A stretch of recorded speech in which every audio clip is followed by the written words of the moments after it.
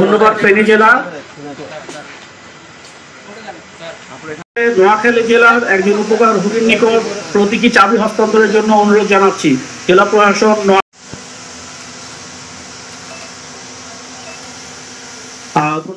কার্যক্রমের জন্য এবং এর সাথে বেসামরিক প্রশাসন ওতপ্রোতভাবে জড়িত ছিল।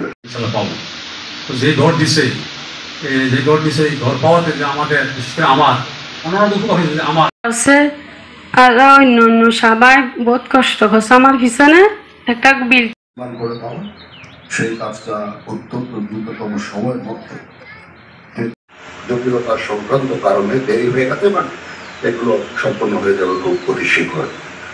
সরকার আমাদের দেশকে অগ্রত উন্নয়ন করার জন্য বিশ্বের কাছে। আমার নাম মোহাম্মদ জামাল উদ্দিন, গ্রাম নতুন খানেবাড়ি প্রবিত্যাগ করেছি।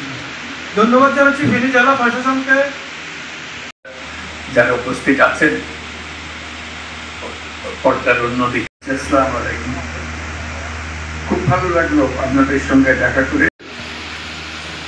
তো সবাই প্রথম ত্রাণ নিয়ে দৌড়া। এখানে 1,30,000-এর বেশি বিল্ডিং পরিবারের বাসস্থানের ব্যবস্থা করা হয়েছে। ভবিষ্যতে সরকার যদি এই ধরনের কোনো কাজ 110 কোটি টাকা আমরা দিয়েছি। আমরা টোটাল 300টা বাড়ির আমি আল্লাহ তাআলার কাছে শুকরিয়া আদায় করছি যে প্রশাসনিকার বাড়িতে আল্লাহ পাক আমাদেরকে সুখে শান্তিতে চাবি হস্তান্তর করার জন্য সবিনয় অনুরোধ জানাচ্ছি।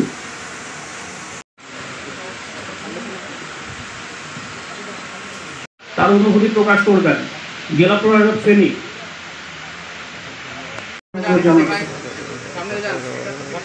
করে আমাদের নোয়াখালী প্রশাসন, বাংলাদেশ সেনাবাহিনী যে সমস্ত আমার কোনো থাকার স্থান ছিল না, আলহামদুলিল্লাহ সেনাবাহিনী স্যার এবং প্রশাসন, জেলা প্রশাসন ওনারা সবাই মিলে আমার ঘরটা করে দিয়েছে। আমি অনেক খুশি এখন আলহামদুলিল্লাহ। আল্লাহ যেন সবাইকে ন্যাক হায়াত দান করে, ন্যাকভাবে বাঁচিয়ে রাখে, ইমানি হায়াত দান করে, রহমত দান করে এবং সবাই আমার জন্য দোয়া করবেন। আসসালামু আলাইকুম। আমার বোনেরা আমি খুব গুরুত্ব খুশি নিয়েছিলাম। পরের ঘরে আমি ছিলাম, আমার ঘরে পানি ছিল, আমি ঘরে থাকতে পারিনি, আমি টঙ্গের ঘরে ঘুমেছি।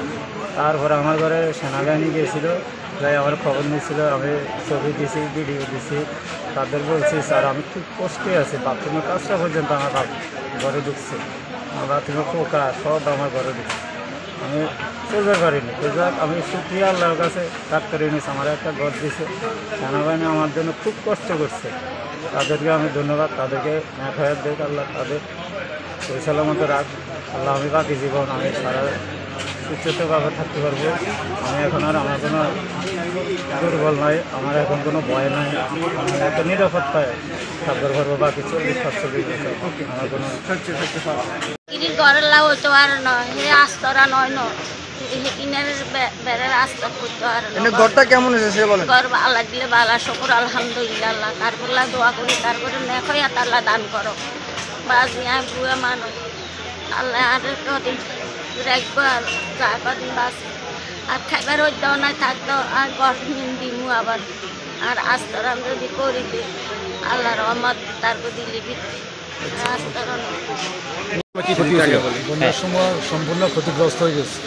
যাওয়ার পরে বাংলাদেশ সরকার সেনাবাহিনীর মাধ্যমে আমাদের একটা নতুন ঘর উপহার দিয়েছে, এই জন্য আমরা আন্তরিক ধন্যবাদ জানাই এবং খুশি।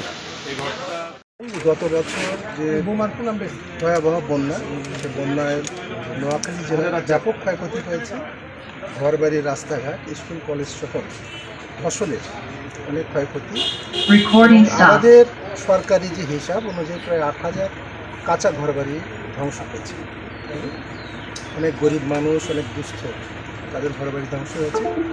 সরকার এই সকল মাথায় রেখে পুনর্বাসনের জন্য সরকারের যে 4টি জেলায় 300টি দুস্থ পরিবারের মাঝে ঘর বিতরণের নির্মাণের যে প্রকল্প, সেটির আজকে হস্তান্তর হলো। আপনি শুনেছেন যে এই কাজটি বাংলাদেশ সেনাবাহিনীর মাধ্যমে বাস্তবায়িত হয়েছে যথাযথভাবে এবং খুব দ্রুততম সময়ের মাধ্যমে এবং সেটাই আজকে আমরা হস্তান্তর করলাম। এখানে 90টি ঘর আমাদের এই জেলায় নির্মিত হয়েছে এবং দুস্থ পরিবারের মাঝে সেগুলি আজকে হস্তান্তর করলাম। সবাইকে ধন্যবাদ।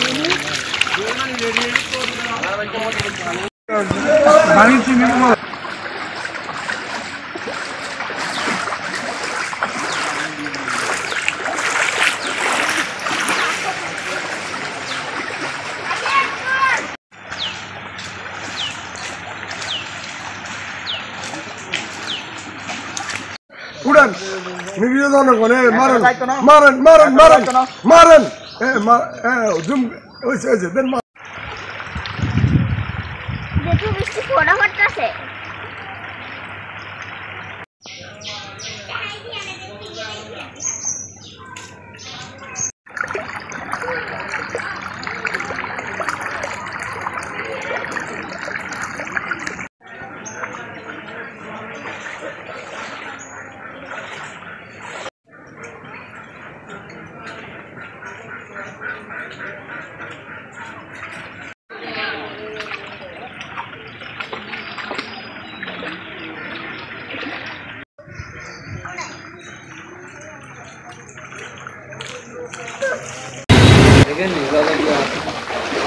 आज तो दे ही रखी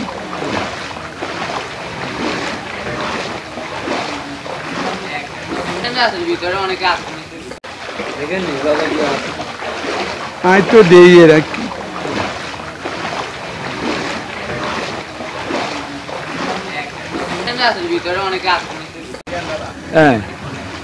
अरे